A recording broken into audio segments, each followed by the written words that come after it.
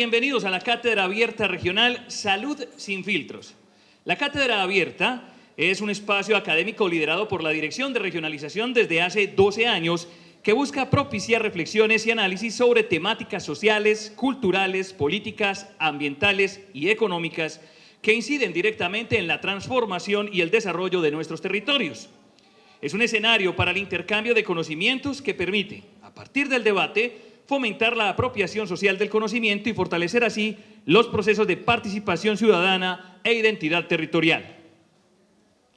La salud mental se ha convertido en uno de los principales retos de la salud pública en Colombia y el suroeste antioqueño no es ajeno a esta realidad. En los últimos años, el suroeste ha experimentado un preocupante incremento en los indicadores relacionados con trastornos mentales, estrés crónico, trastornos de ansiedad, depresión y de manera especial los casos de suicidio, incluso en población infantil y adolescente.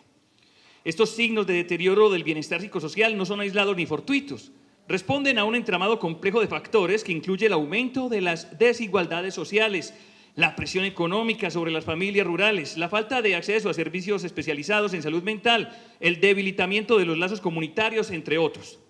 El desconocimiento de los signos de alarma, tanto por parte de las familias como de las instituciones educativas, comunitarias y de salud, impide una detección temprana y oportuna de los factores de riesgo.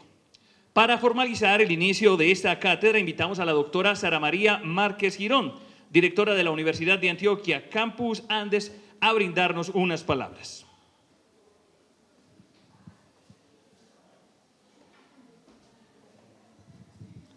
Muy buen día para todos, un placer que estén acá en la Ciudadela Educativa, pero también están en la Universidad de Antioquia.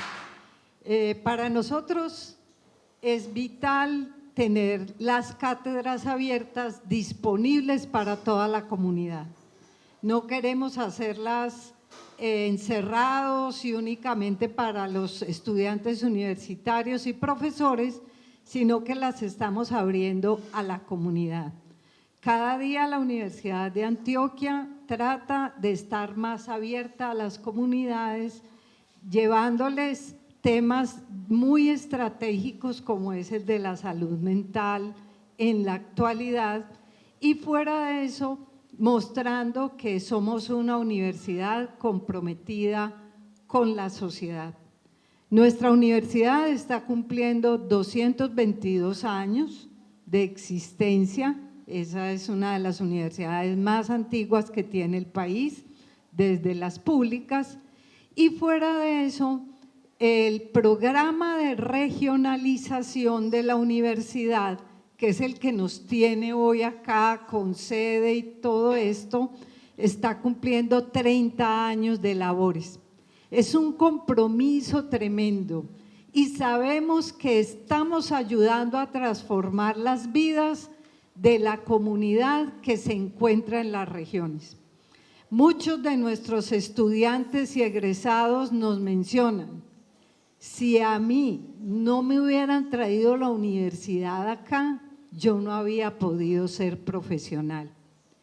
Y muchos ya tienen 2 pregrados, han podido realizar posgrados con nosotros y fíjense que hemos tratado de generar posgrados específicos por nichos regionales.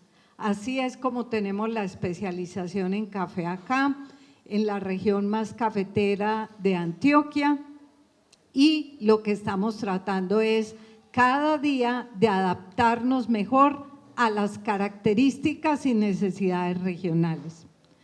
Nuestra sede tiene 26 años de presencia acá, o sea, el compromiso ha sido tremendo y ya casi llegamos a los 1.900 egresados.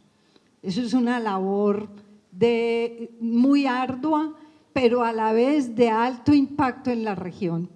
En estos días conversábamos con uno de los líderes de acá regional y nos decía, ¿qué tal si no hubiera estado la universidad?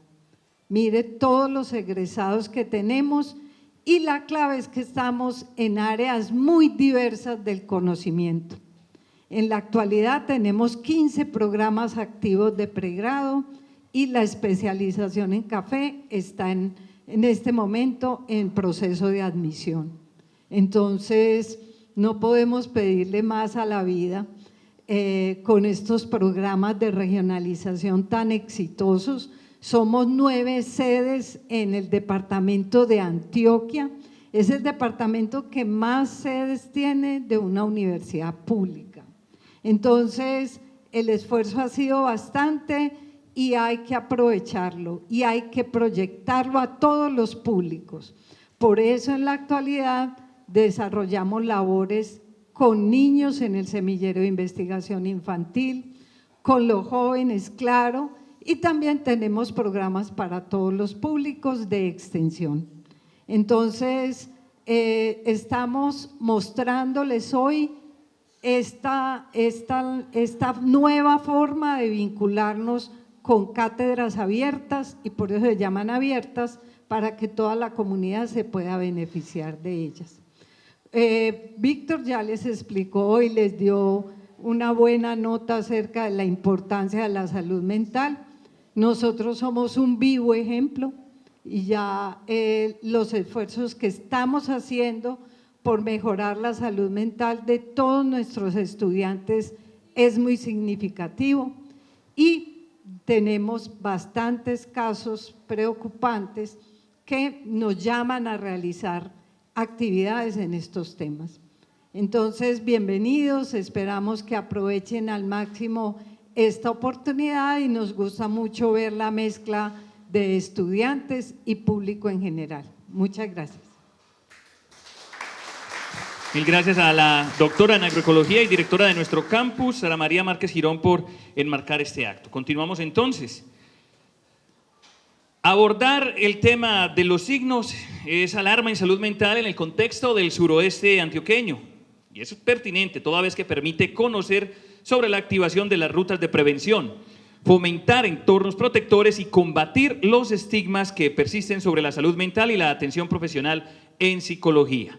La primera ponencia corre por cuenta de la Secretaría de Salud y Bienestar Social de la Alcaldía Municipal de Andes y está a cargo de Kevin Sánchez Ríos, psicólogo aspirante a magíster en Educación y Desarrollo Humano. El psicólogo, entonces, le damos la bienvenida a esta cátedra que realiza la Universidad de Antioquia.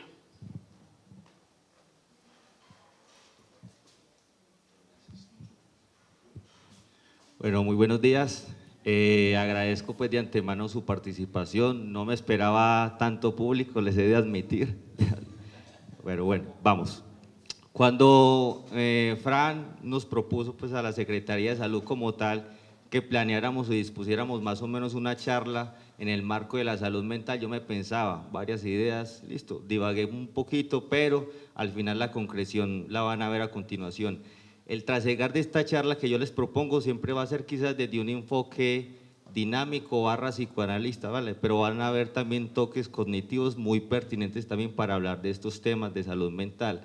Primero vamos a hacer un tránsito como por la conceptualización genérica, por ejemplo, que nos brinda la Organización Panamericana de la Salud sobre qué es la salud mental. Vamos a mirar otros autores, qué nos dicen y qué nos postulan indicadores, a qué nos asemejamos, por ejemplo, o cuáles son las bases de la salud mental. Vamos a, por ejemplo, al finalizar a constatar unas cifras de indicadores aquí del municipio de Andes de cuántas personas más o menos desde el 2009 al 2024, es decir, en estos 16 años más o menos, cuántos, por ejemplo, personas han accedido de forma efectiva a los servicios de salud. Sin más rodeos, empecemos. Por acá les traigo un poeta, ensayista, Kenneth Burr. Él nos postula más o menos el siguiente enunciado. Dice: la vida es como una conversación, o más específicamente como una fiesta a la cual hemos sido invitados, pero llegamos tarde. Al entrar nos encontramos con que las personas mantienen animadas conversaciones sobre toda una variedad de temas. Nos acercamos, empezamos a escuchar esas conversaciones. Muy pronto comenzamos a participar en ellas.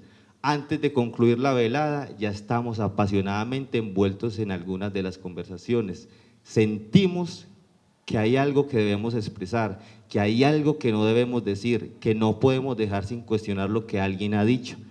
Pero se hace tarde y tenemos que partir y nos vamos, aunque la fiesta prosigue y las conversaciones también.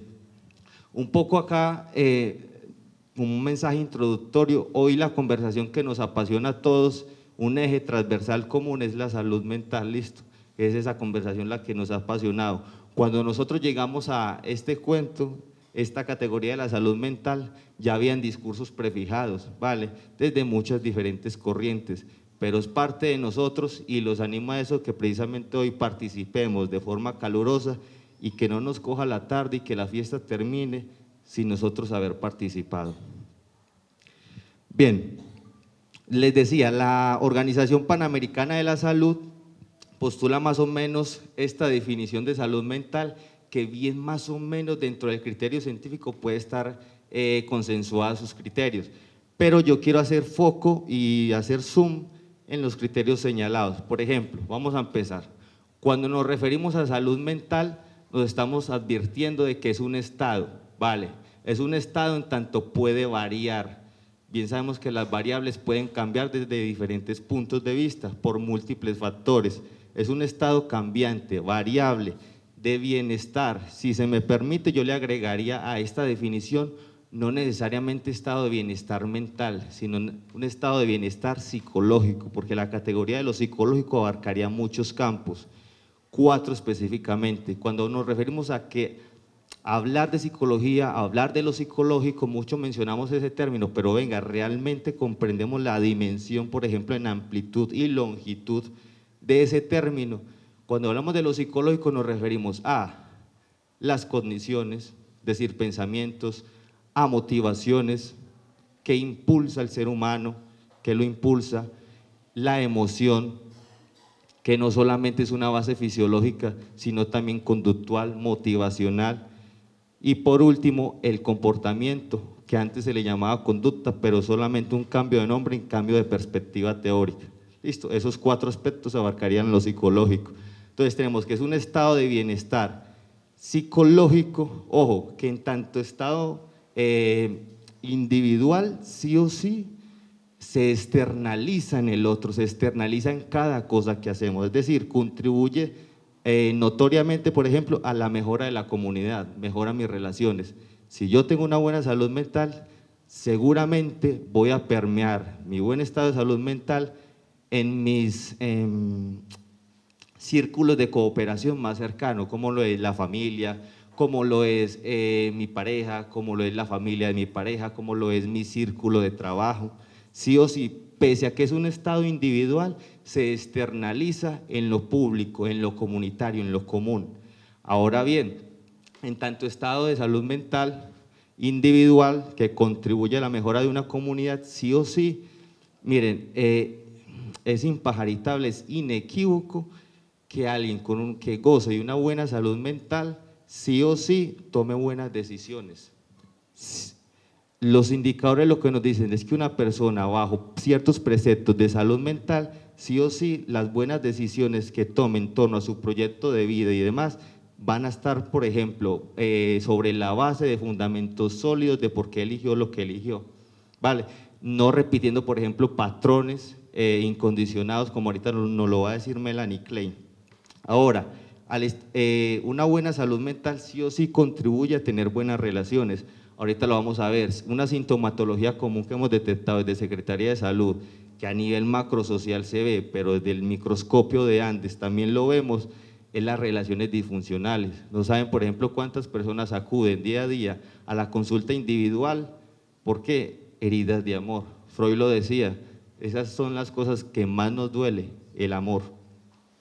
Ahora bien, por acá abajo nos ubica la definición de la Organización Panamericana de la Salud, que la salud mental en sí misma es un derecho fundamental, y muchos nos llenamos la boca diciendo, es un derecho, pero nos hemos puesto a preguntar ¿qué es un derecho realmente? ¿Qué es un derecho? ¿Quién de los presentes se atrevería a decirme qué es un derecho?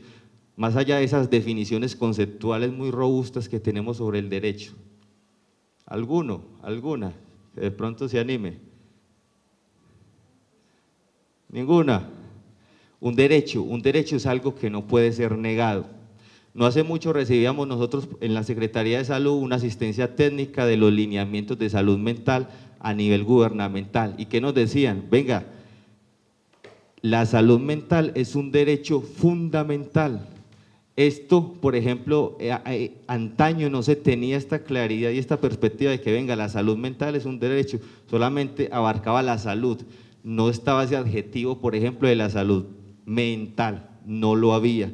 Y en tanto derecho, ojo, debería, ahorita vamos a hablar de las cifras, pero ustedes dirán, vale, es un derecho fundamental, no debería ser negado, se sigue negando, o lastimosamente, por ejemplo, la cobertura no llegaría a toda la población, pero en un plano al menos legal ya se constituye como un derecho humano fundamental. Lo pasamos, Fran, por favor.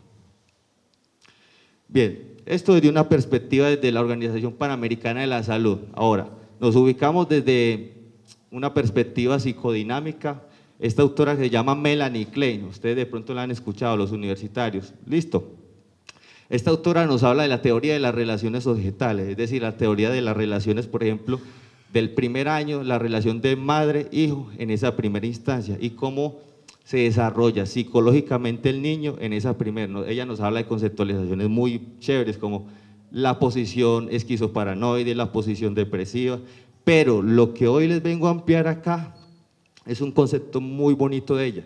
Hay un texto de ella que se llama Amor, Culpa y Reparación. ¿Y qué dice ella? Mire, todo individuo mentalmente sano con unos indicadores de salud mental buenos debe tener estos tres atributos: amor, culpa y reparación. Amor, empecemos, amor entendido como una conducta de apego y ojo, no solamente conducta de apego, porque si solo es conducta de apego encontramos trastornos, patologías, la conducta de apego y vinculación afectiva, que ahorita de pronto lo ampliamos más ese concepto. Amor entendido como conducta de apego, vinculación afectiva, la culpa entendida como esa vivencia intrapsíquica, ese sentimiento de aflicción cuando uno sabe que se equivocó, que cometió una falta, que dañó, que hirió al objeto o la persona amada. Y la reparación como ese impulso reparador que deviene cuando sabemos que la embarramos y hay la conducta reparadora, el impulso reparador que le llama ella.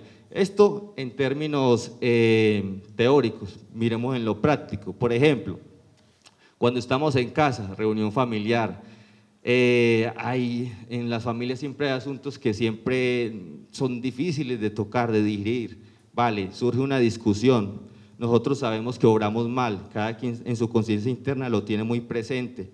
¿Qué nos surge a nosotros? Una cierta de aflicción, un cierto sentimiento de, ay madre, yo creo como que la embarré, yo creo que no debí responder así. Y es precisamente ese sentimiento de culpa, de aflicción interna, esa vivencia intrapsíquica de cada uno de nosotros lo que nos obliga, bueno, yo creo que uno se va buscándole el ladito a la mamá y uno le dice, ven mamá, disculpa, me dice tal cosa, perdón, quizás no debí contestar.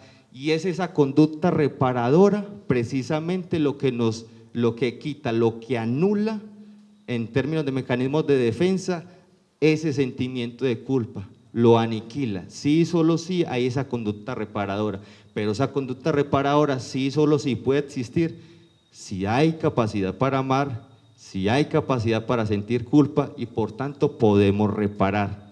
Listo. Por ejemplo, la culpa es un factor que en la consulta individual se debería de analizar, esos tres indicadores, porque aquel individuo que no sienta culpa, primero no se encasilla dentro de unos grandes cuadros clínicos que nos propone, por ejemplo, en la segunda tópica freudiana, la neurosis. No seríamos neuróticos si no sentimos culpa. El neurótico siente culpa por todo. Pasemos. Listo.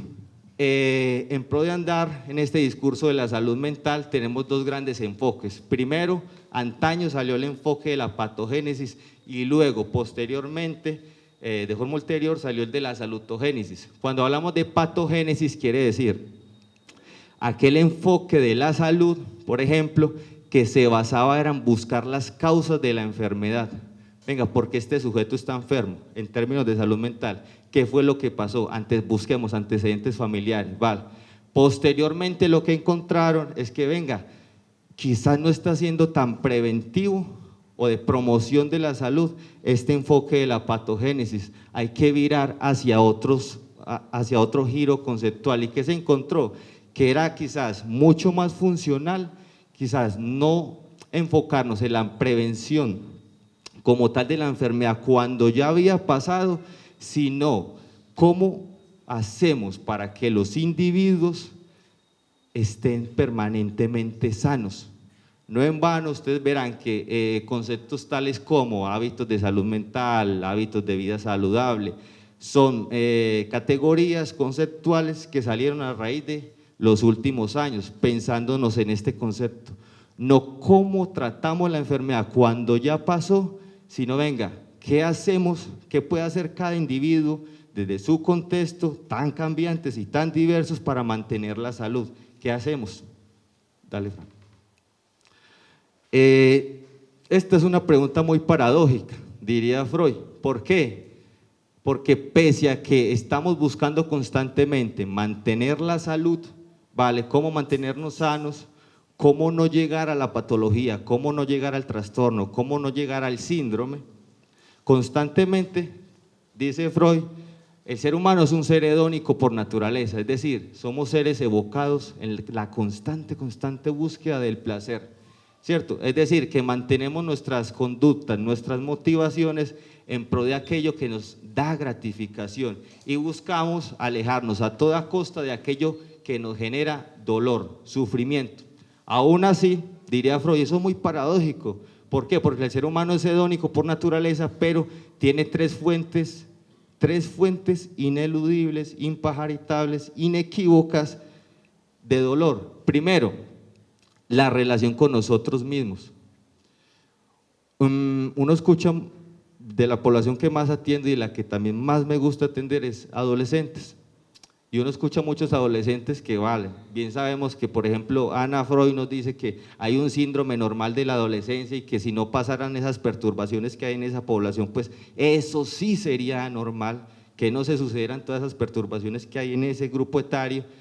Uno les escucha verbalizar, no es que a mí me gustaría estar solo, vivir siempre solo, porque así ningún otro me perturbaría la dinámica que yo llevo. Y ojo, a mí quizás me da risa un poco por dentro al escuchar esa enunciación. ¿Por qué? Y ustedes me lo podrán constatar, uno hasta solo pelearía, todos, absolutamente todos en buena, mayor medida y en diversos puntos de la vida tenemos conflictos intrapsíquicos con los cuales lidiar. Así nos apartaran del mundo, así nos aislaran, sí o sí, el conflicto surgiría solamente nosotros estando con nosotros mismos. Ahora bien, la segunda fuente de sufrimiento, dice Freud, la relación con el mundo natural, los desastres naturales, inundaciones, deslizamientos. Andes es un poco, por poner un ejemplo, dentro de nuestro microcosmos conocido, Andes es víctima de eso. ¿Cuánta salud mental, por ejemplo, no se ha visto perturbada, desequilibrada en las bases de la misma por desastres naturales? Comunidades enteras, veredas enteras, corregimientos enteros por desastres naturales. La misma naturaleza, las inclemencias de ella nos hacen padecer. Y tercero, como no podría ser de otra manera, la relación con los otros. La relación con los otros es de por sí conflictiva. Miren, lo siguiente, de por sí somos seres hedónicos. Biológicamente hablando, si le sumamos este componente, somos seres egoístas, ¿vale? Y si nos juntamos dos personas en una sala, comúnmente decimos, es un encuentro. Lo que los teóricos nos dicen, no, lo que surge en primera instancia es un desencuentro, es decir, ¿quién domina a quién? Bueno, ¿usted quién es? ¿Usted cómo me va a impedir a mí que yo cumpla lo que yo quiero hacer de manera muy egoísta? Y claro, por eso nos resulta tan conflictiva, por ejemplo, las relaciones laborales, las relaciones de pareja, las relaciones de todo tipo, amigos, familiares. Pasa, Fran. Y teniendo esto en cuenta, ya de por sí, miremos que la salud mental pende de un hilo, es un estado temporal que más o menos múltiples factores pueden verse perturbados. No en vano, por ejemplo, cuando hablamos de la definición de crisis, ¿qué es crisis? ¿Qué es una crisis? Es un estado temporal donde un evento externo, ¿vale?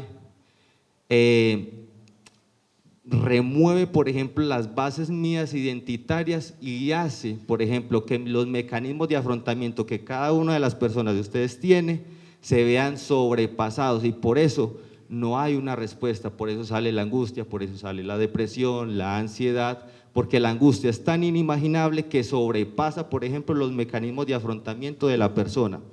Nos encontramos una serie de patologías que son unos síntomas contemporáneos que a la población entera a nivel mundial le dan, pero acá los quise focalizar también porque los hemos encontrado aquí presentes en la población andina. Primero, adicciones a sustancias químicas, adicciones, una nueva categoría, adicciones comportamentales. Ojo, en adicciones químicas, el vapor, quizás somos muy repetidos desde la Secretaría, pero el vapor es una de las sustancias químicas de tipo estimulante que más están proliferando a día de hoy en los jóvenes. Encontramos, por ejemplo, en las adicciones químicas, en las adicciones comportamentales, en el diagnóstico psicosocial que se hizo el año pasado se constata, por ejemplo, que lo que es el uso de las redes sociales es una adicción comportamental. El uso de pornografía es una adicción comportamental, aparte que la pornografía, por ejemplo, por el fácil acceso a la misma, que estamos viendo que los chicos a menores de edades, tipo 8, 7 años de edad inclusive, ya están teniendo acceso a este contenido sexual explícito, y ni hablar, por ejemplo, de las consecuencias que esto evoca para la salud mental. No podría ser de otra manera hablar de las tres grandes enfermedades de la contemporaneidad: tiempo pasado, presente y futuro. Pasado, mucho de pasado, depresión, síntomas depresivos, desesperanza, anedonia, apatía, estrés, mucho de tiempo presente. El trabajo nos está consumiendo, como lo decía Zygmunt Bauman, la sociedad del cansancio, nos autoexplotamos a nosotros mismos, pareciera que ya nada es suficiente. ¿Ustedes no les ha pasado que se ven autoexigidos de la manera tal de que, por ejemplo, el sueño y el anhelo antes era, haz el pregrado, haz el pregrado, gradúate del bachillerato, pero bueno, tienes que hacer el pregrado, y ustedes cuando finalizan el pregrado, la sociedad misma o las autoexigencias propias, pero venga, ya no basta con ello, hay que hacer el postdoctorado. Nada suficiente pareciera en esta sociedad, pareciera que siempre estuviéramos en una constante carrera. Ojo, y ni hablar de la culpa que viene cuando uno se hace, por ejemplo, las actividades de ocio. Hay una culpa que lo invade a uno, ay, madre, no estoy siendo productivo. Claro, la misma sociedad, dice Zygmunt Bauman, nos ha encargado de programar de esa manera. Por acá tenemos problemas de duelo, muy recurrente en la consulta individual que hemos tenido, es por ejemplo que las personas pueden pasar años, aquí a los andinos pasan años y años, y lo que vemos es que hay duelos no resueltos que se convierten en patológicos. También vemos, uno podría ser de otra manera, heridas de amor, relaciones disfuncionales. Dice un autor, Michel Foucault, que los grandes discursos de la contemporaneidad han caído. ¿Cuáles son los grandes discursos? Los discursos de la familia, los discursos de la iglesia, los discursos del Estado. Es decir, ya la gente no cree que sea posible tener una familia monógama, estable, duradera, en una línea de tiempo lo suficientemente larga. Usted le pregunta, por ejemplo, a los jóvenes, y para ellos les es inconciliable que una relación pueda durar 30, 40 años, como a día de hoy quedan algunos matrimonios. Eso es, ¿cómo? Es posible. Uno ve inclusive jóvenes que inician relaciones y ellos internamente ya se dicen a sí mismos que saben que esa relación va a terminar. Solamente están pensando quién de los dos va a fallar primero. Eso es paradójico y claro, eso atenta contra la constitución misma de la familia. Los discursos de la familia han creído. El discurso del Estado ha caído, ya nadie confía en las instituciones estatales. ¿Por qué? Porque están corroídas y, claro, basadas en un conjunto de acciones históricas que hacen dudar de ella. Acá me perdonan que en la mitad no veo bien. Miren, un dato acá curioso. El ser humano es el único animal que viene al mundo sin saber a qué vino a hacer. Es el único animal que vino al mundo sin saber cuál es su misión acá. De resto, todos los otros animales vienen con un código genético más o menos prefijado, preestablecido de qué es lo que usted tiene que hacer. No en vano, esa es la gran pregunta. Bueno, ¿quién soy? ¿A dónde voy? ¿Qué me gusta? Decía Heidegger, no sé si ustedes, algunos de ustedes imagino que lo vieron, psicología humanista de base, decía él, mire, el ser humano vino arrojado al mundo, vino eyectado al mundo, lo soltaron y lo tiraron ahí. Mira a ver usted qué se inventa y usted qué se hace. Muchas consultas que nosotros vemos, tanto en lo individual como en lo colectivo, vemos que, claro, no hay una claridad, no hay un sentido de vida fijo que amarre como tal la existencia misma y que esta tenga un valor en sí mismo. Para ir finalizando, tenemos que, lo que hemos encontrado que carece, todas estas patologías, enfermedades, síndrome, que están alrededor, todas tienen en común, bajo mi criterio, tanto teórico como en lo práctico, la falta, la carencia de esas tres cuestiones que vemos en el medio. Vínculos. Los vínculos desde la teoría dinámica, pero también me atrevería a decir desde otras perspectivas, los vínculos inevitablemente es lo que nos va a sostener en el mundo. Si yo no tengo una buena red de apoyo, ¿vale? Si carezco de una buena red de apoyo, inequívocamente algo de algún padecer que está circunscrito en los que ya le mencioné, puedo llegar a caer, soy susceptible a llegar a caer en ello. Si yo no tengo un sentido de vida claro, que me ancle. Decía, por ejemplo, que quizás esta no es la era de la depresión, es quizás la era de las vidas vacías, vidas carentes que no tienen un norte que seguir constantemente, día a día. Y como no podía ser de otra manera, los hábitos de vida saludable. Hábitos de vida saludable que sí o sí me extraigan un poco y no me alteren mi funcionamiento general para caer en una adicción o en un estrés crónico o en una ansiedad o en una depresión.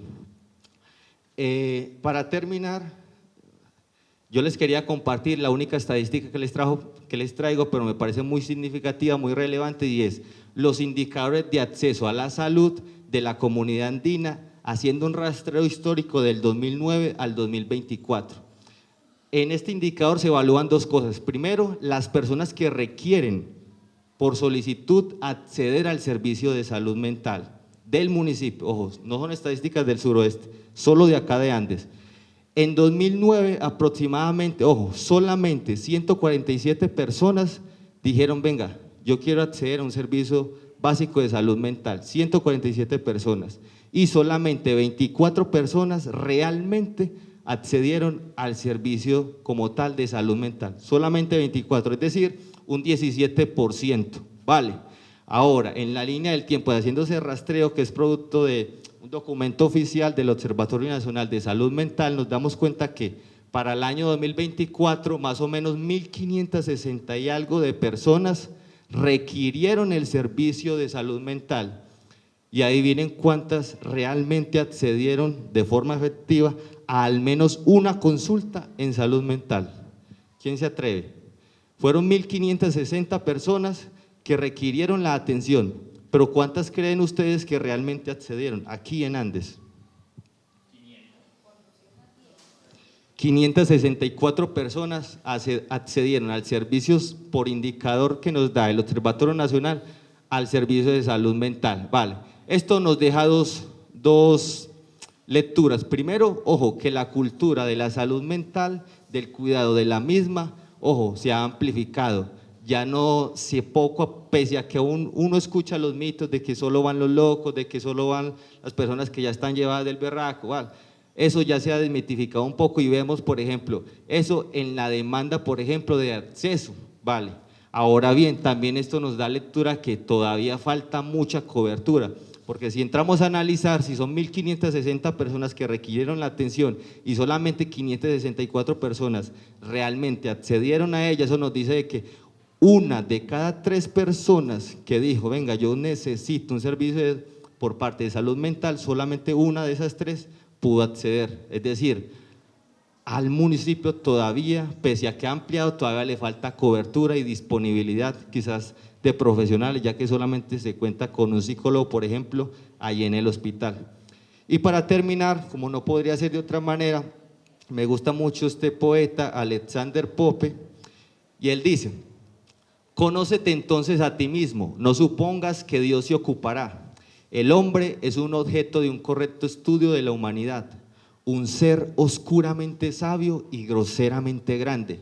Allí nos balanceamos, vacilando entre la acción y el reposo, sin saber si considerarse Dios o bestia, dudando de si cuerpo o mente preferir, nacido apenas para morir, irracional apenas para errar.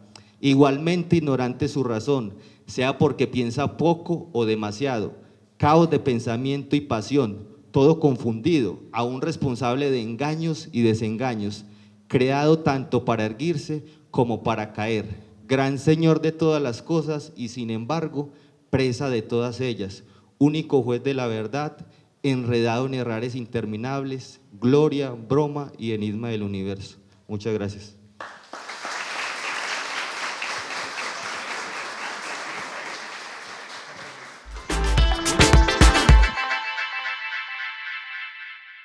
Y a continuación invitamos a la ponente Sujei Gómez Cano. Ella es médica y cirujana de la Universidad de Antioquia, especialista en psiquiatría y en psiquiatría pediátrica también de la Universidad de Antioquia. Por demás, docente de cátedra de 2019 a 2023 en el componente flexible Salud Mental del Escolar y desde 2023 docente ocasional adscrita al Departamento de Pediatría de la Facultad de Medicina de la Universidad de Antioquia. Doctora, adelante.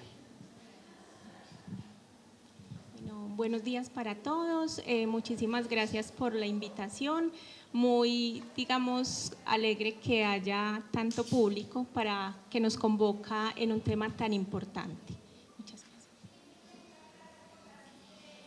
Después de esa introducción que nos hizo Kevin y de ese inicio del tema, entonces vamos a continuar hablando de los signos de alarma. Entonces ese es el contenido propuesto, vamos a hacer una pequeña introducción, unos datos epidemiológicos, vamos a hablar de mitos y realidades, los signos de alarma en salud mental, las rutas de atención o las recomendaciones sobre las rutas de atención y finalmente unas conclusiones.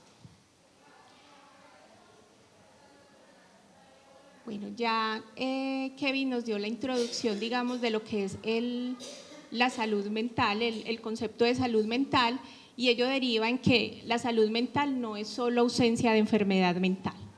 Y digamos que acá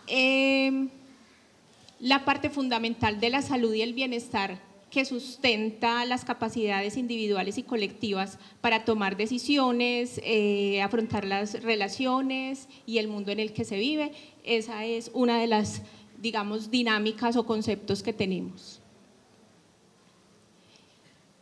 Hay, digamos, expresiones comunes donde se habla que la enfermedad mental es para otros, que las enfermedades mentales afectan a la población más vulnerable y que las personas con enfermedad mental son muy peligrosas. Esos son algunos de los conceptos o expresiones que son erróneas y sabemos que los trastornos mentales pueden afectar a cualquier persona en cualquier momento de su vida y hay muchos factores que la determinan. Entonces, ¿qué es un trastorno mental? Son afecciones de salud que se caracterizan por una alteración clínicamente significativa de la cognición, es decir, del pensamiento, la regulación de las emociones o el comportamiento de un individuo o una combinación de ellas. Existen diferentes, como bien lo mencionaba Kevin, ustedes reconocen los trastornos del estado de ánimo, donde los más prevalentes son el trastorno depresivo y el trastorno bipolar, los trastornos de ansiedad, de la conducta alimentaria por consumo de sustancias, etc. Y esos trastornos mentales, por eso se llaman trastornos, porque pueden perturbar gravemente la vida cotidiana y causar sufrimiento a largo plazo si no reciben tratamiento. En cuanto a la epidemiología, entonces, según la OMS, estos son datos de 2021, una de cada 7 personas en el mundo tiene un trastorno mental, eso equivale más o menos al 14%. Y de ellas, una de 10 entre los 5 y 24 años, o sea, aproximadamente un 12%, tiene un padecimiento mental. Entonces vemos que no es solo condiciones que aparecen en la adultez, sino que en niños y en adolescentes son altamente prevalentes, y sabemos que la mayoría de las enfermedades mentales aparecen en esa etapa precisamente. Tenemos también que los trastornos depresivos y de ansiedad siguen siendo los más prevalentes. El 5,7% de los adultos padecen depresión, el 1% más o menos de los adolescentes entre los 10 y 14 años, y de aquellos entre los 15 y 19 aproximadamente el 3,5%. Y para los trastornos de ansiedad, que son de los más prevalentes inclusive en niños y en adolescentes, el 4%, que esto representa más o menos 350 millones de personas, y entre ellas 72 millones corresponden a niños y adolescentes.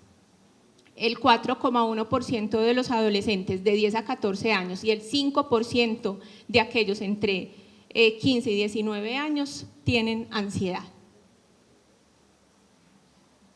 Y datos muy relevantes sobre lo que está aconteciendo ahora y que, digamos, se disparó mucho después de la pandemia por COVID-19, es el suicidio. Entonces tenemos que cada año más de 720,000 personas fallecen por suicidio. Por cada muerte hay 8 intentos de suicidio, y es más, digamos, hay una proporción de 4 veces más en mujeres con respecto a los hombres, es decir, las mujeres lo intentan más, pero finalmente los hombres lo consuman más. Entonces la tasa de mortalidad es mayor en hombres, o sea, los suicidios consumados son mayores en hombres, pero las mujeres lo intentan más, es más frecuente en mujeres. Y entre los 15 y 29 años, en personas entre 15 y 29 años, es la tercera causa de muerte.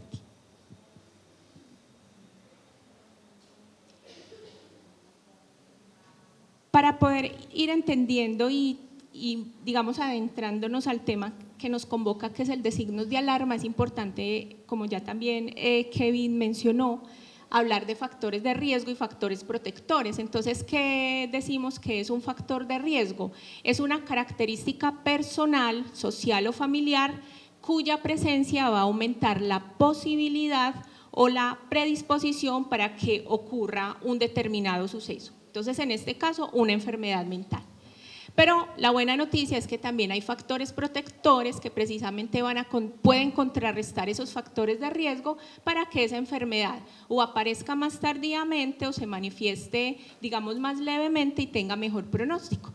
Entonces, precisamente esos factores de protección van a reducir la probabilidad de ocurrencia de un determinado fenómeno no deseado. ¿Cuáles entonces son esos factores de riesgo en general? Factores genéticos, la herencia cumple un papel importante.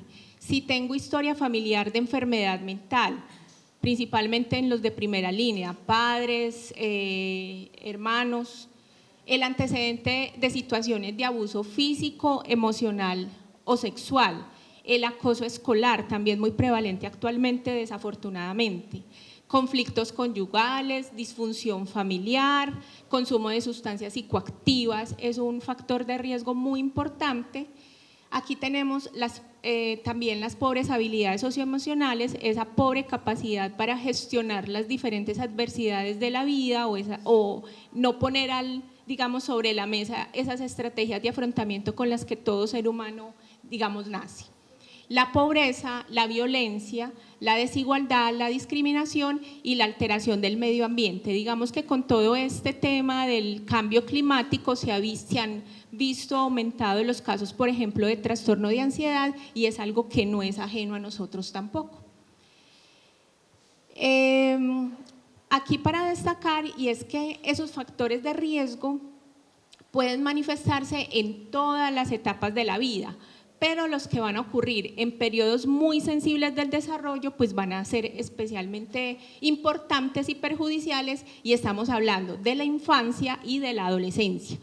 Destaco, digamos, dos factores de riesgo que pues el acoso escolar ha aumentado, pero es el castigo físico, que incluso a pesar de tener ya una ley contra el castigo físico, todavía vemos que muchos niños siguen siendo tratados de esa manera, y estos dos factores son factores de riesgo muy importantes para trastornos mentales.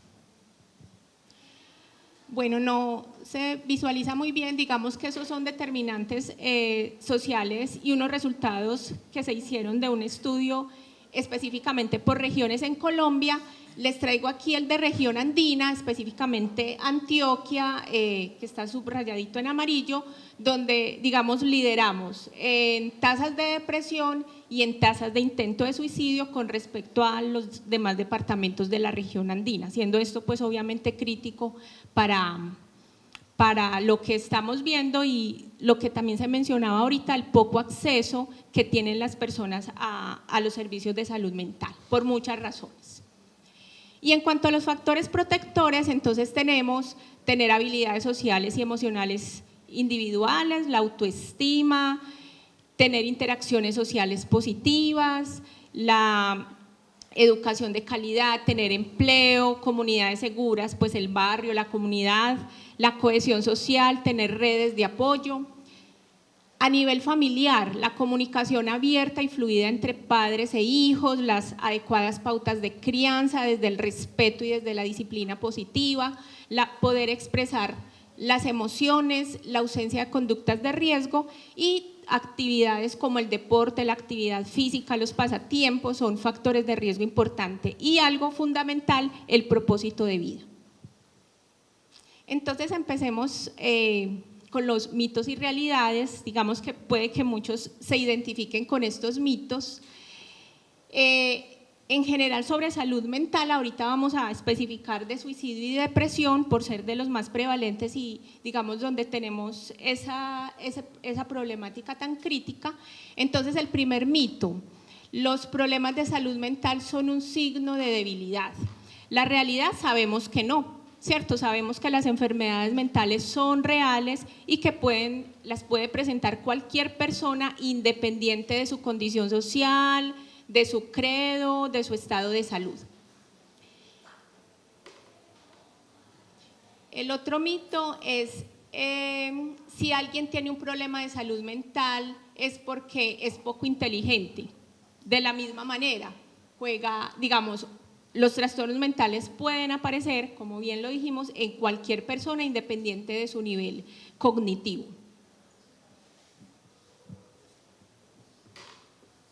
Solo se debe cuidar de la salud mental si se tienen problemas de salud mental. Sabemos que no, porque así como hacemos chequeos médicos para mirar cómo está nuestra salud física con periodicidad sin sentirnos enfermos, para la salud mental debería ser igual, ¿cierto? Y eso hace parte de las medidas preventivas y de autocuidado con uno mismo. El deterioro de salud mental no es un problema que afecte a los adolescentes. Por sus cambios de humor se deben a fluctuaciones hormonales y actúan así para llamar la atención. Bueno, entonces eso es un mito grande, si bien en los adolescentes hay muchos cambios, ¿cierto? No solo físicos, emocionales, entre ellos los hormonales, los adolescentes también pueden tener depresión y pueden coexistir. Sí, yo estoy en la adolescencia, estoy, digamos, con mis comportamientos posiblemente típicos de la adolescencia, pero también pueden tener depresión y sabemos que es altamente prevalente actualmente. No se puede hacer nada para evitar que las personas desarrollen problemas de salud mental. Digamos que, como mencionamos ahora, hay factores protectores que nos pueden ayudar a minimizar la aparición o a retardar la aparición de las enfermedades mentales. Tener esas conductas saludables, las redes de apoyo, una actividad física, el deporte, la lectura, el arte, son factores que ayudan a prevenir. Los adolescentes que sacan buenas notas en el colegio y tienen muchos amigos, no tienen por qué sufrir depresión. Digamos que muchas veces esos chicos con buen rendimiento académico, por el contrario, pudieran tener tanta presión, ¿cierto?, por lograr el éxito y por continuar manteniendo ese nivel académico, que pueden predisponerse ante la presión que reciben. Hablar sobre salud mental empeora las cosas. Sabemos que no. Al contrario, ¿cierto? Hablar sobre salud mental va a permitir que esa persona que posiblemente está sufriendo solita y que no ha sido capaz de expresar esas emociones, logre sentirse en un espacio de confianza, logre expresar lo que siente, se puedan hacer diagnósticos tempranos y una intervención oportuna. El otro mito es que la terapia es solo para personas con enfermedades mentales graves. Ya sabemos que no. Los trastornos mentales leves, y ojalá las personas pudieran consultar en esas fases iniciales para mejorarles el pronóstico, la terapia es fundamental también precisamente para ellas, ¿cierto? Entonces, la terapia, aparte de, digamos, de tener esa posibilidad de expresar las emociones, de poder, digamos, hacer un relato de todo lo que esa persona siente, les va a permitir también abrir posibilidades, ver otras expectativas frente a esa situación que la persona está viviendo.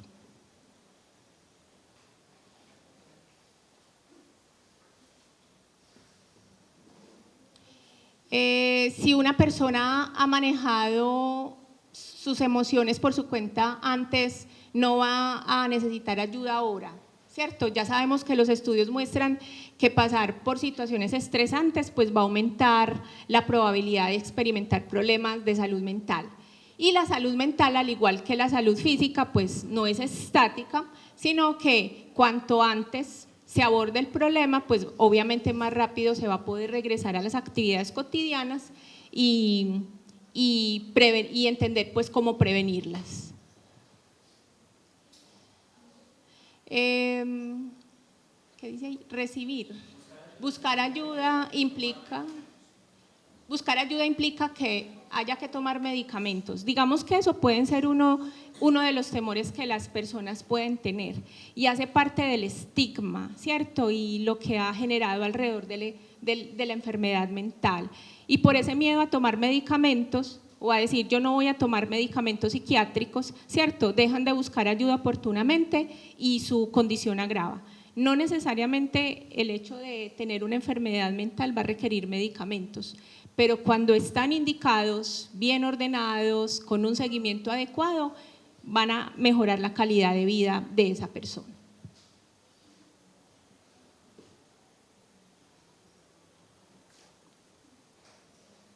Bueno, y acá entonces unos mitos sobre trastorno depresivo y mitos y realidades sobre trastorno depresivo. Digamos que pueden ser muy similares, entonces voy a destacar simplemente como muchas de las expresiones que de pronto ustedes pueden haber escuchado que siguen siendo comunes, como la depresión no es real, es algo de la cabeza, es que la persona es perezosa. Sabemos, ya enseguida vamos a ver también la depresión dentro de los factores de riesgo que pueden tener, dentro de esos factores genéticos y toda la amplia gama de factores que son subyacentes a esa enfermedad. La depresión siempre se cura por sí sola, sin tratamiento. El tratamiento no funciona en realidad y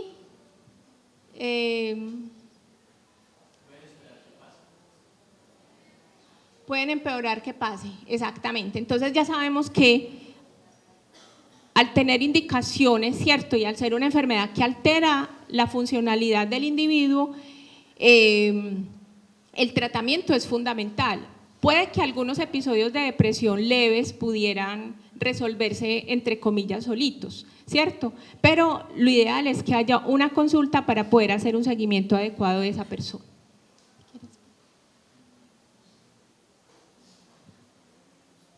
Si quieres, bueno, y ya con lo del suicidio, que sí me parece pues súper importante. Entonces, hablar sobre el suicidio aumenta la probabilidad de que una persona lo lleve a cabo. ¿Qué creen ustedes? Si yo le pregunto a una persona si se va a suicidar, eso hace que la persona se suicide con mayor facilidad. ¿Cómo? No, exactamente. Es precisamente lo contrario. Muchas personas sufren en silencio y el solo hecho de abordar el tema les va a permitir, y usted, digamos, con su intervención va a poder prevenir ese suicidio. Entonces, hablar y preguntar es prevenir. Las personas que hablan de suicidio solo buscan llamar la atención. ¿Qué dicen ustedes? No. Exactamente, exactamente. Nadie va a decir que se va a suicidar sin querer hacerlo. Algo está pasando con esa persona. Entonces, siempre que una persona hable de suicidio, hay que prestarle atención. El suicidio no se puede prevenir. Digamos que aunque el suicidio es prevenible, más no predecible, ¿cierto? Pero hay algunos factores de riesgo que nos van a ayudar a identificar a esa persona que puede estar en riesgo de suicidio y ya enseguida los vamos a ver.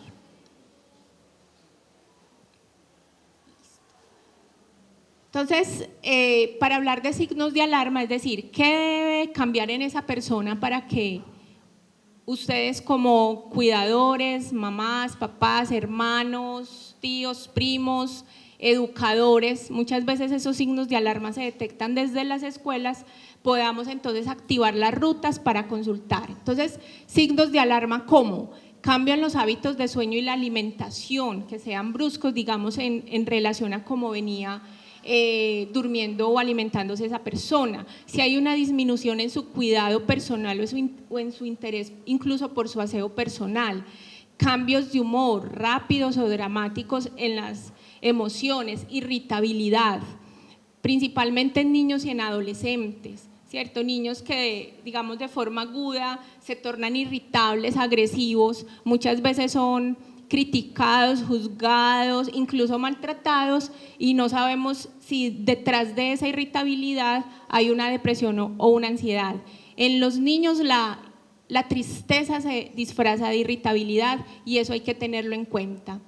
Aislamiento de los amigos, de los familiares, si hay preocupación, angustia o miedos persistentes, la rebeldía o comportamientos agresivos, cambios marcados del comportamiento habitual, si hay pérdida de interés en actividades que antes disfrutaba, iniciativa o deseo de participar en cualquier actividad, la sensación persistente de aburrimiento, de disminución de la concentración o de la memoria, si hay quejas frecuentes de síntomas físicos, ¿cierto? El niño o la persona que se queja constantemente de dolores de cabeza, de dolor abdominal, de fatiga, cansancio, y a pesar de todos los exámenes todo está normal, debemos considerar que puede haber algo emocional. Si hay pensamiento ilógico, creencias inusuales o exageradas. Comportamiento extraño, peculiar o inusual, ¿cierto? Conductas extrañas que ustedes no entienden por qué esa persona está haciendo eso. Sentirse desconectado de sí mismo o del entorno, sensación de irrealidad, miedo, desconfianza exagerada frente a los demás, dificultades en las interacciones interpersonales o familiares, empiezan a tener conflictos frecuentes con compañeros o en la misma familia, disminución del funcionamiento.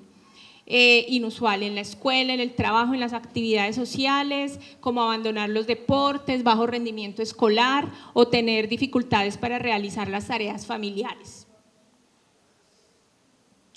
Miedo o desconfianza hacia los demás, dificultades en las interacciones interpersonales y uso de alcohol o sustancias psicoactivas. Y en suicidio, pues importante destacar, hablar sobre quererse morir, sentir una gran culpa o vergüenza, sentirse una carga para los demás, sentirse vacío, sin esperanza, atrapado, sin razón para vivir, extremadamente triste, ansioso, agitado, lleno de ira, con dolor insoportable, ya sea físico o emocional. Y cambiar de comportamiento, entonces hacer un plano, investigar formas de morir, el aislamiento, regalar pertenencias u organizar su cuarto como si se estuviera despidiendo, cambios de humor extremos, comer o dormir demasiado o muy poco y aumento en el consumo de alcohol o sustancias psicoactivas. Entonces, ¿qué se puede hacer si se piensa que está deprimido? Solicite ayuda profesional, es lo principal. Recuerde que puede sentirse mejor si recibe la ayuda adecuada. Siga realizando las actividades que le gustaban, ojalá las de al aire libre. No se aísle, mantenga sus relaciones familiares y con amigos. Haga ejercicio regularmente, aunque se trate de un pequeño paseo, pues ustedes que están en este sector, pues sería muy, muy beneficioso. Mantenga hábitos regulares de alimentación y el sueño, ojalá, digamos, mantener las rutinas. Acepte que puede tener depresión y ajuste las expectativas. Muchas personas que están con alguna enfermedad mental se sobreexigen demasiado y eso aumenta muchas veces la carga de esa enfermedad mental. Entonces, aceptar que tienen una condición hace que busquen tratamiento. Evite la ingesta de alcohol y absténgase de consumir drogas. Y si tiene pensamientos suicidas, ya sabemos que hay que pedir ayuda. Hay estas rutas de atención dentro de las RIAs, pues digamos que en las escuelas los educadores deberían estar preparados, o todas las personas deberíamos estar preparados para identificar estos signos de alarma, y en las RIAs, pues en las rutas integrales de atención, las EPS en los hospitales es una urgencia y deben ser atendidas como tal. Y esta es la línea para Antioquia, que se llama Salud para el Alma, donde tienen atención las 24 horas del día cuando las personas tengan una necesidad de salud mental. Y específicamente para la comunidad universitaria, esta línea Alma, que es recientemente abierta, también está disponible las 24 horas. Y finalmente las conclusiones. Entonces, los trastornos mentales generan gran sufrimiento para quienes lo padecen, para su familia y para la comunidad. Su detección e intervención temprana y adecuada va a permitir mejorar el pronóstico y la calidad de vida de muchos, y en muchos casos salvarla. Y lo normal es pedir ayuda, es un acto de responsabilidad con el autocuidado y el cuidado de los otros. Y algo muy importante, preste atención a quien llama la atención. Muchísimas gracias.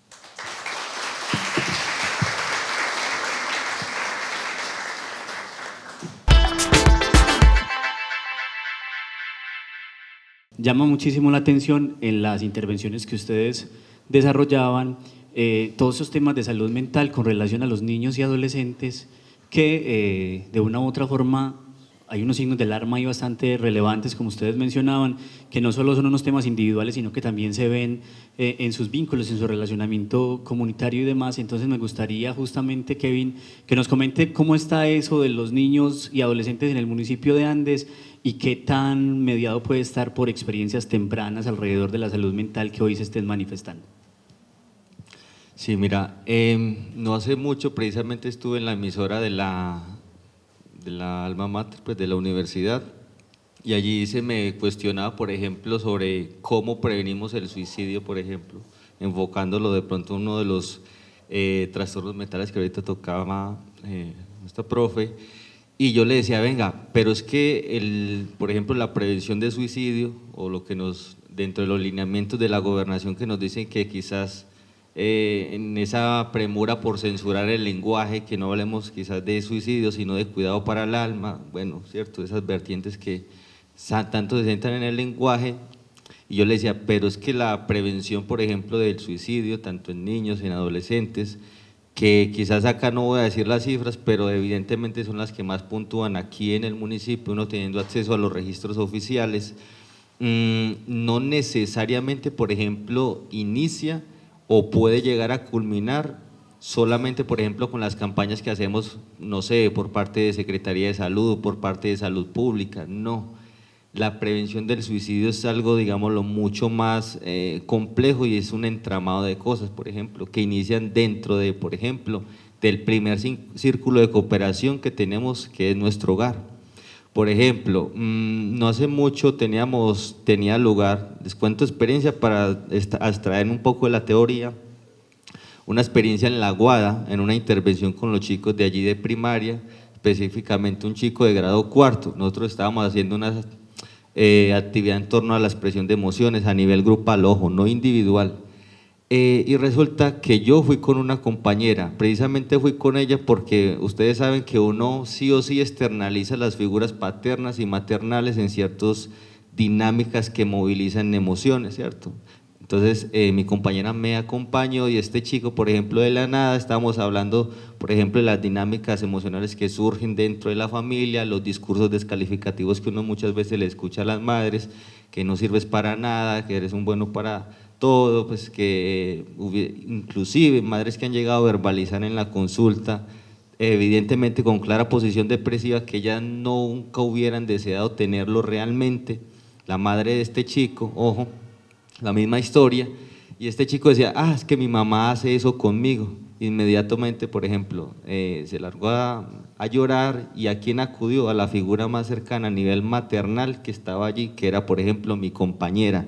Entonces vemos, por ejemplo, que la puntuación, por ejemplo, en suicidio, en intentos, inclusive acá en el municipio, en niños y en adolescentes, sigue punteando, inclusive más que en adultos. La seguiría, por ejemplo, los adultos mayores. ¿Quién lo iba a decir? Pero eso ya son otras dinámicas que quizás no exploraremos acá. Pero evidentemente la prevención, por ejemplo, en estos dos grupos etarios, sí o sí se consolida en la familia. Ahora bien, yo ahorita les comentaba de las adicciones comportamentales. Las dinámicas relacionales al interior de las familias han mutado mucho por el ingreso, por ejemplo, de los dispositivos móviles. ¿O es posible, por ejemplo, que ya no se tenga esos lugares de, digámoslo, de charla, de chacota?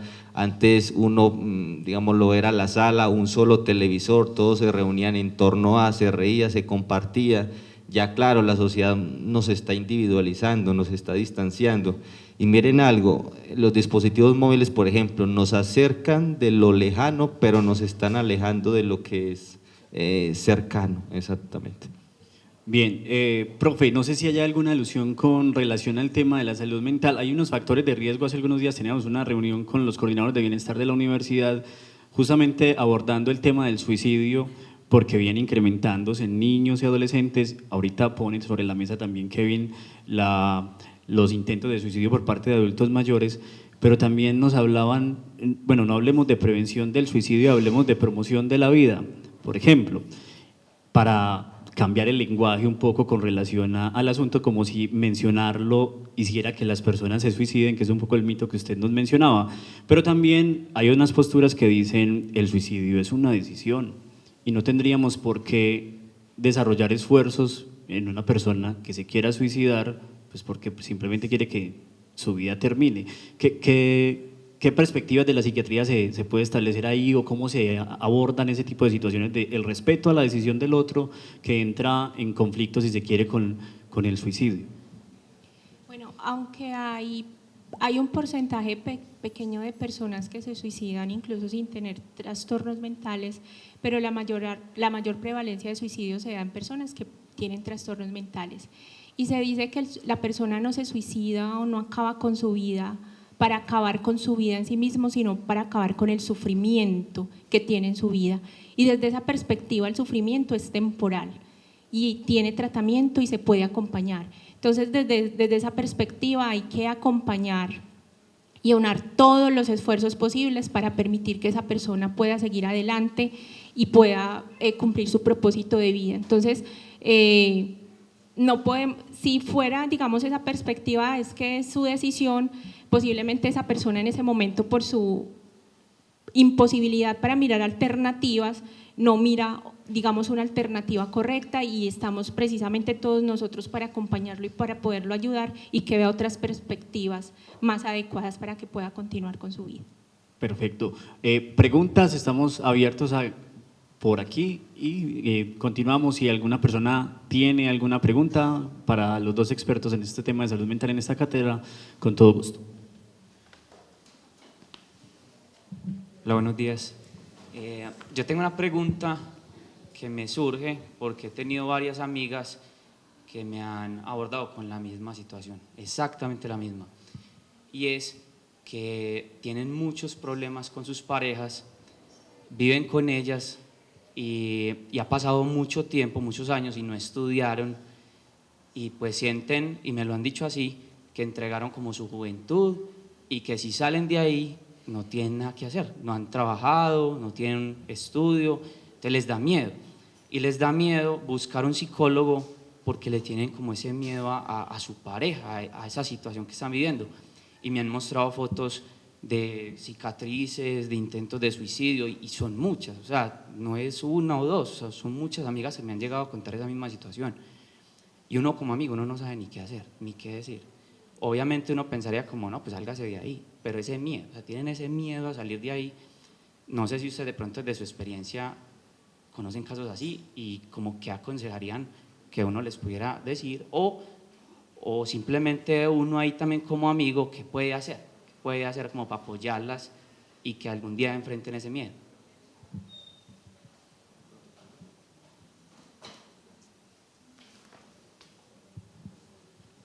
Bueno, digamos que entendiendo que es una situación compleja, es primero escuchar a la persona y no minimizar su dolor, ¿cierto? Muchas veces por tratar de ayudar a las personas, y creo que a muchos de ustedes les ha pasado, cuando alguien llega con alguna situación de salud mental a comentar cómo se siente, es posible que sin malas intenciones obviamente, pero se les diga, pero eso no vale la pena, usted tiene otras cosas en la vida, mire que tiene a su mamá que la quiere o a su papá que lo quiere, mire que usted está aliviado, ¿cierto? Muchas veces por tratar de minimizar o de consolar, lo que se hace es invalidar lo que esa persona está sintiendo. Entonces, lo primero es escucharla, validar su emoción, que entienda que no está sola, que hay rutas de atención, incluso digamos ahora con las rutas de atención basadas en violencia de género, etcétera, digamos que prestan mayor atención a estas personas,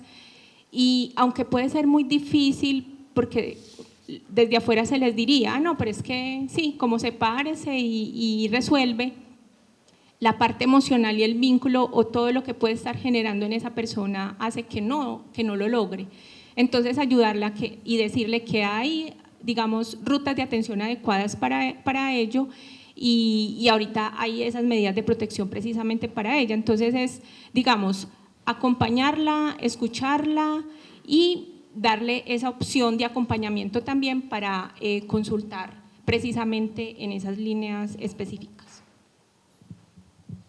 Mientras ibas vos relatando el caso, se me vino a la cabeza, yo tuve la oportunidad el año pasado de ser parte de uno de los de este programa de ELEVAS, Equipos Básicos de Salud, aquí tanto en la zona urbana como en la rural. Y primero y me pasó atendí un caso más o menos parecido, con sus matices evidentemente, nada es igual totalmente. Primero, no es algo fácil, no es nada fácil, porque mire, desde afuera nosotros podemos prejuzgar y decir, pero venga, esta chica tiene las alternativas, tiene los medios pero ¿por qué no lo hace? Ella ve las soluciones y no, se echa para atrás. Mire, dijo que iba a ir a, no sé, se iba a ir a matricular, no se iba a comprar el PIN para la universidad, le di el dinero y ni así lo hizo, vale. Eso es primero, muy bien lo decía la profe, ojo, estamos invalidando. Hay un concepto que propone de que las mujeres, por ejemplo, al estar inmersas en estas relaciones, que uno más o menos se puede hacer a la idea de la pareja y de las dinámicas que han circulado en esta pareja o en las parejas en general, y uno medianamente puede intuir, por ejemplo la chica que te comento, ¿qué pasa?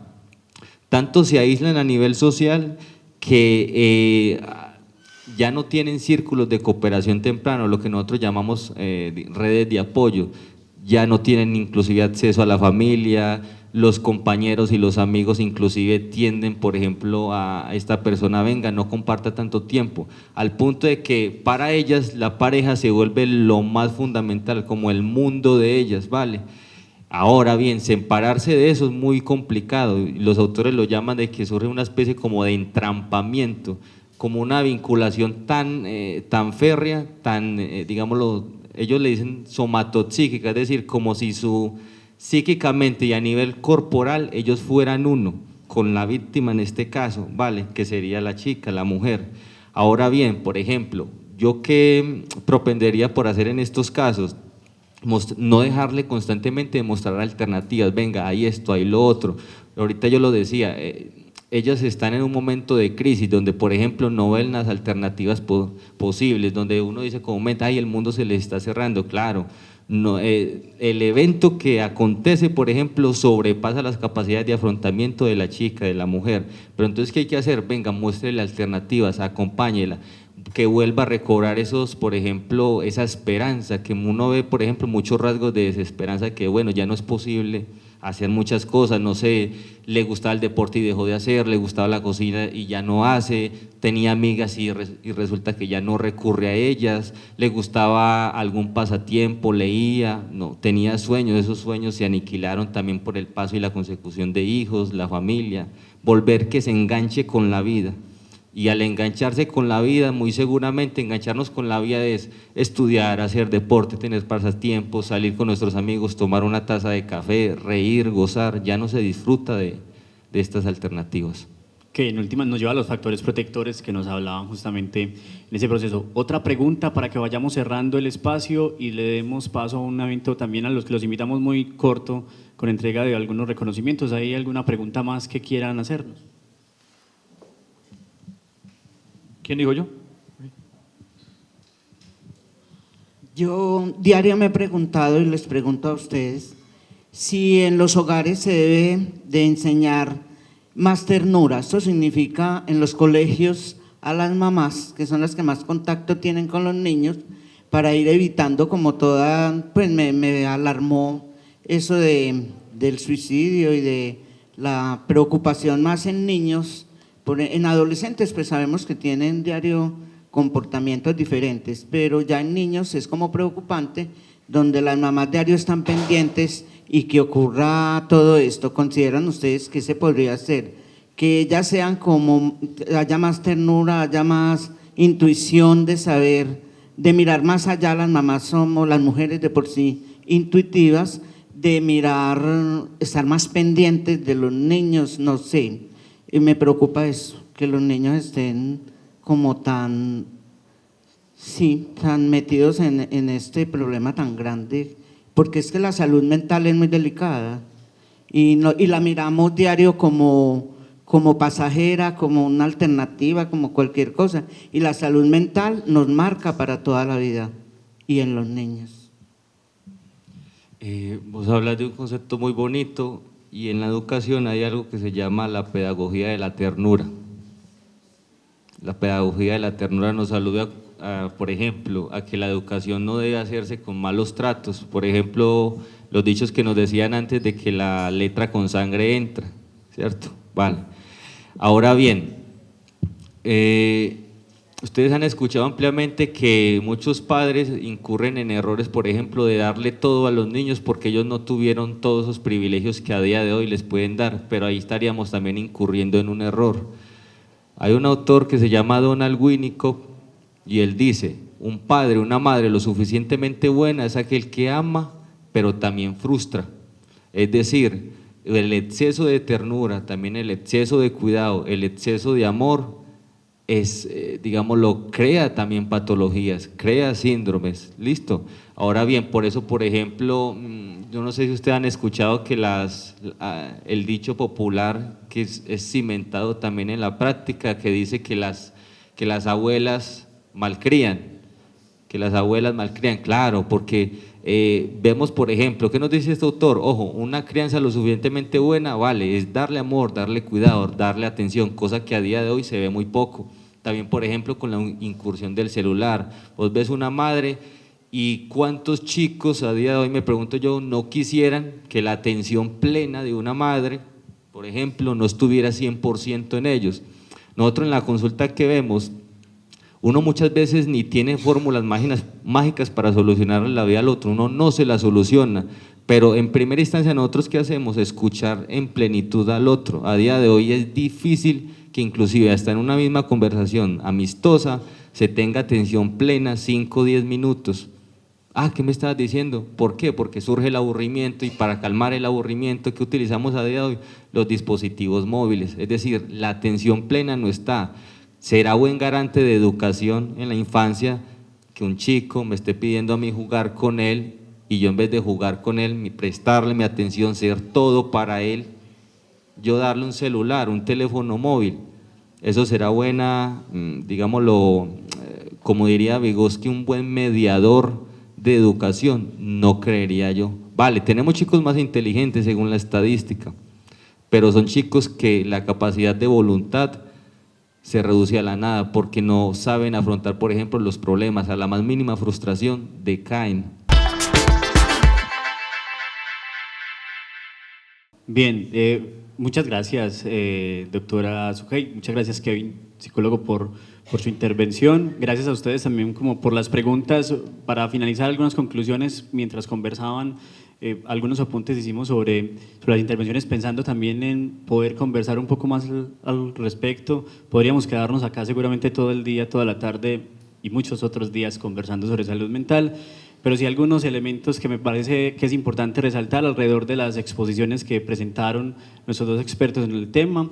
La primera es que la salud mental entonces no es solo la ausencia de enfermedad, sino también la posibilidad de vivir con sentido, de encontrar en los vínculos, que ustedes muy bien lo expresaron, las posibilidades de mantener y de sostener las relaciones. Hay también un concepto muy bonito que vale la pena tenerlo en cuenta y que lo mencionó Kevin, y es que la salud mental también es comunitaria, no es solo un asunto individual, y eso nos implica ponernos en un camino de cuidado mutuo, de solidaridad, que me parece que es una palabra sumamente bella, y que en ese camino también podríamos encontrar otras alternativas. Y con el tema de los estigmas que siguen marcando mucho, y uno diría que los estigmas son más de personas que no han estudiado, que es un poco también lo que se piensa, pero hoy muchos estudiantes universitarios, profesionales tienen unos estigmas muy grandes con la salud mental, y eso hace que muchas personas callen sus sufrimientos y demás. Entonces, la invitación también desde esta cátedra es para que empecemos a movilizar un poco alrededor de esos hechos. Y finalmente, que los signos de alarma, que también lo comentaban los expositores, no siempre se gritan, muchas veces se susurran en las casas en silencio, y es muy importante que sepamos leer esos comportamientos y esas formas en las que se cambian los estilos de vida para apoyar en la gestión de las emociones y que podamos vivir tranquilos. Muchas gracias a ustedes, y bueno, yo creo que merecen un aplauso nuestros expertos.